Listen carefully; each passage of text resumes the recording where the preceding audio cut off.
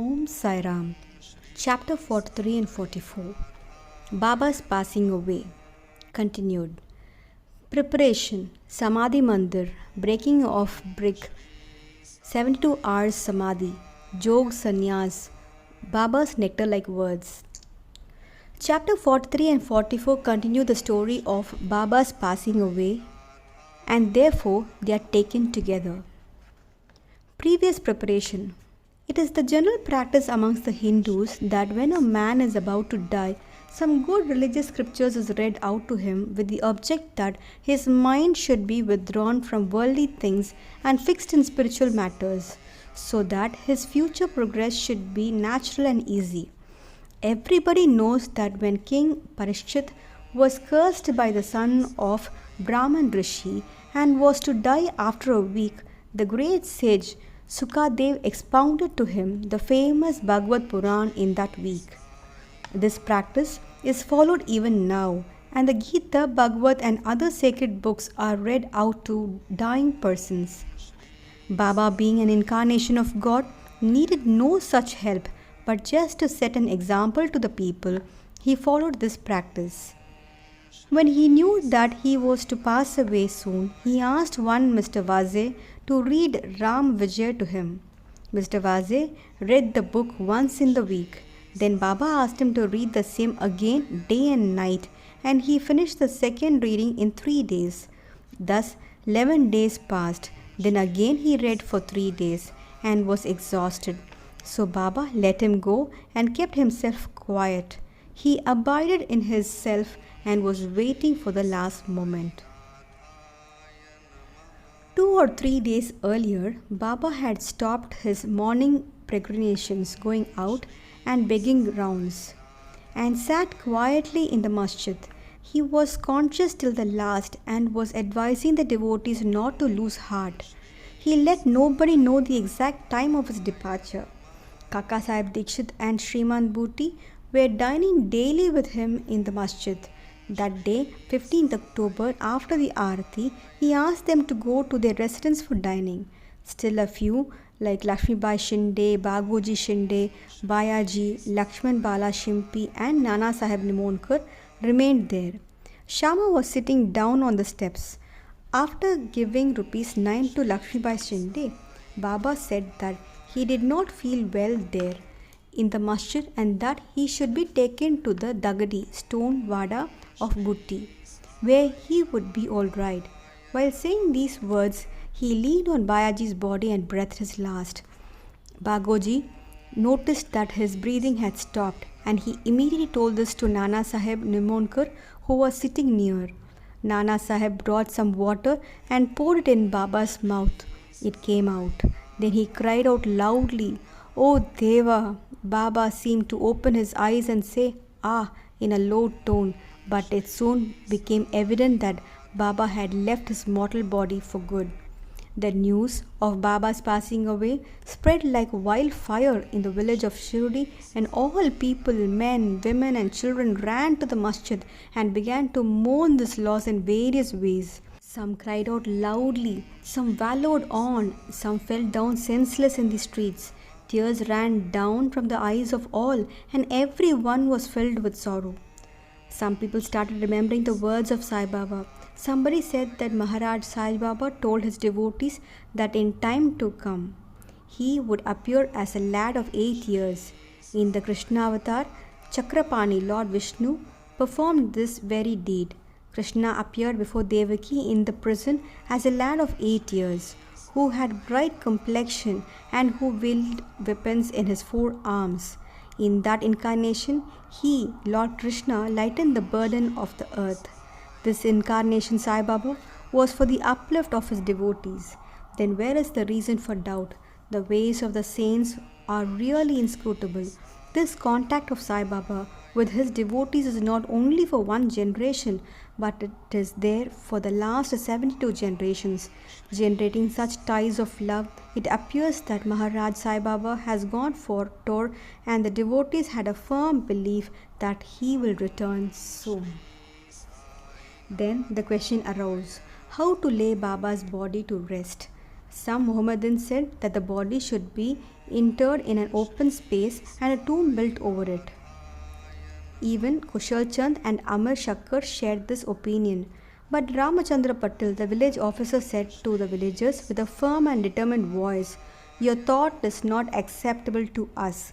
Baba's body should be placed nowhere except in the Vada." Thus, people were divided on this point, and discussion regarding this went on for 36 hours.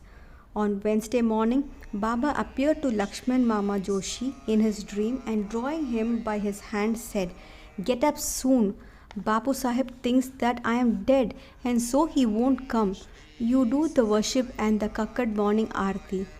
Lakshman Mama was the village astrologer and the maternal uncle of Shama. He was an orthodox Brahmin and daily worshipped Baba first in the morning and then all the village deities. He had full faith in Baba. After the vision, he came with all the puja materials and, not minding the protests of the Maulvis, did the puja and the Kakada Aarti with all due formalities and went away. Then at noon, Babu Sahib Jog came with all others and went through the noon Aarti ceremony as usual. After paying due respect to Baba's words, the people decided to place his body in the Vada and started digging the central portion there. In the evening of Tuesday, the sub-inspector came from Rahata and others turned up from other places, and they all agreed to the proposal. Next morning, Amir Bai came from Mumbai and the Mamaltar from Koprigon. The people seemed divided in their opinion.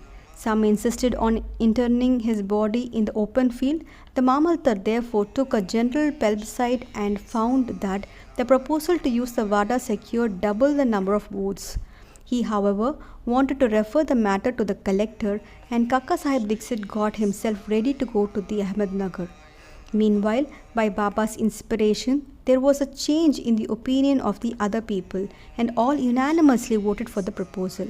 On Wednesday evening, Baba's body was taken in procession and brought to the Vada and was interred there with due formalities in the Garbha, that is, the central portion reserved for Murlidhar. In fact, Baba became the Murlidhar and the Vada became a temple and a holy shrine where so many devotees since then have been going to find rest and peace. All the obsequies of Baba were duly performed by Bala Sahib Bhatte and Upasani, a great devotee of Baba. It may be noted here that as observed by Professor Narke, Baba's body did not get stiff, though it was exposed for 36 hours, and that all the limbs were elastic, and that his kafni could be taken out without being torn to pieces. Breaking of the brick. Some days before Baba's departure, there occurred an ominous sign forbidding the event. There was in the masjid an old brick on which Baba rested his hand and sat.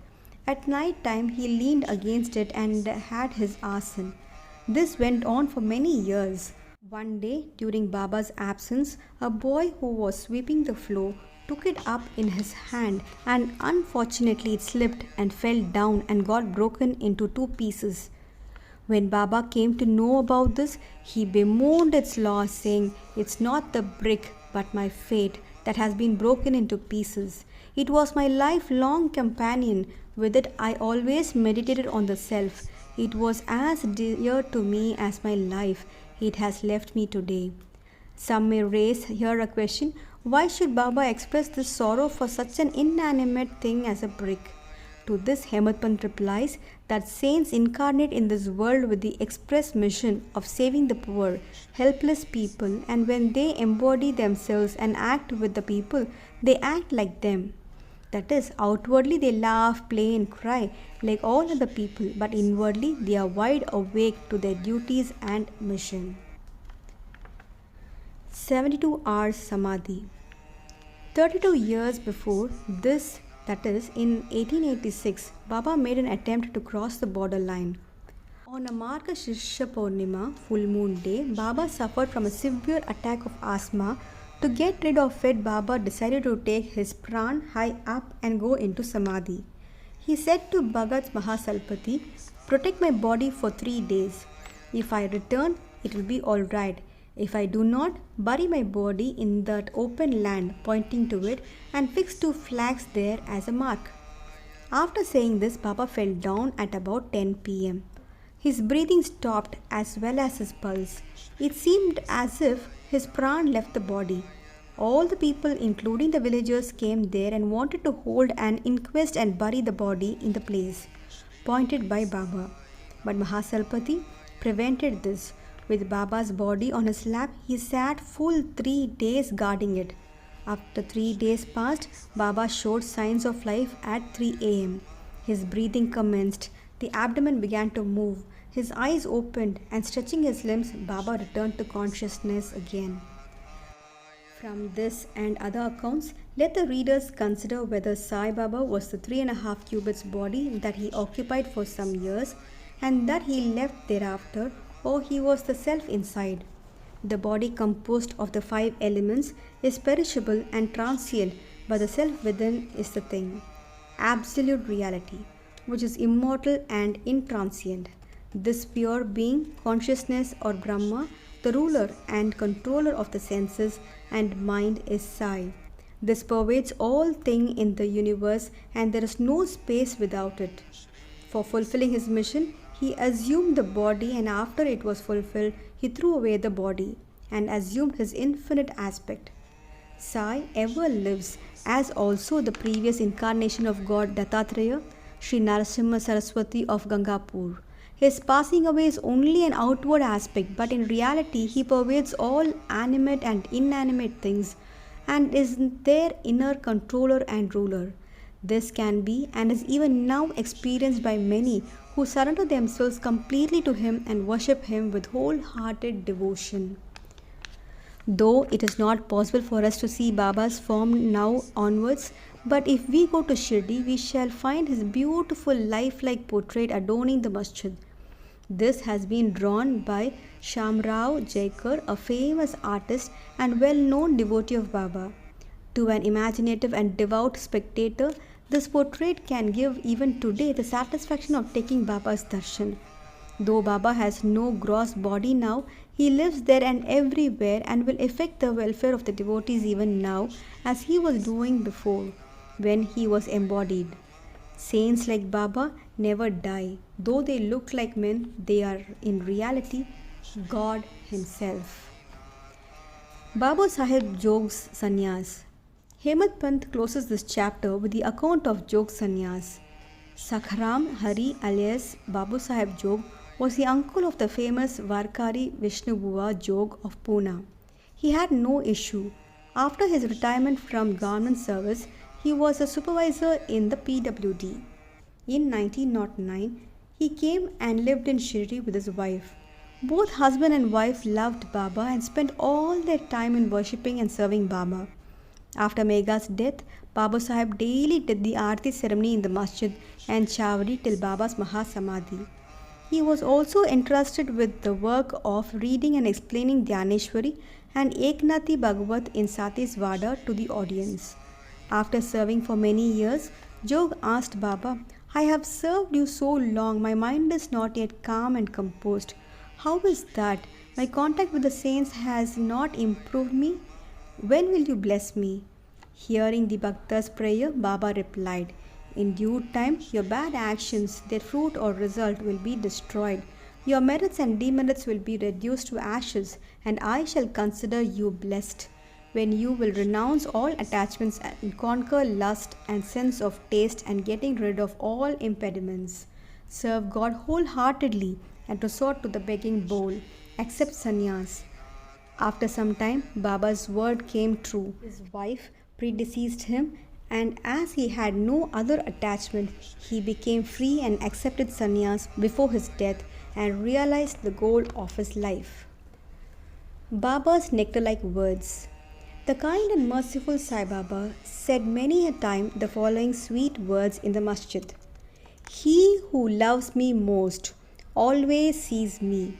The whole world is desolate to him without me. He who tells no stories but mine, he ceaselessly meditates upon me and always chants my name. I feel indebted to him who surrenders himself completely to me and ever remembers me. I shall repay his debt by giving him salvation, self realization. I am dependent on him who thinks and hungers after me and who does not eat anything without first offering it to me. He who thus comes to me becomes one with me, just as a river gets to the sea and becomes merged one with it. So, leaving out pride and egoism, and with no trace of them, you should surrender yourself to me, who is seated in your heart. Who is this me? Sai Baba expounded many a time who this me or I is. He said, "You need not go far in search of me. Bearing your name and form, there exists in you as well as in all beings a sense of being or consciousness of existence. That is myself. Knowing this, you see me inside yourself as well as in all beings. If you practice this, you will realize all pervasiveness and thus attain oneness with me." Hemant Pant therefore requests the readers humbly and lovingly that they should love and respect all gods, saints, and devotees. Has not Baba often said, "He who carps and cavils at others pierces me in the heart and injures me, but he that suffers and endures pleases me most."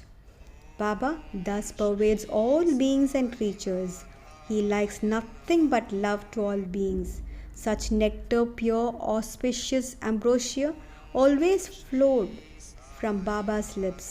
He therefore concludes, "Those who lovingly sing Baba's fame and those who hear the same with devotion, both become one with Sai." Bow to Shri Sai. Peace be to all.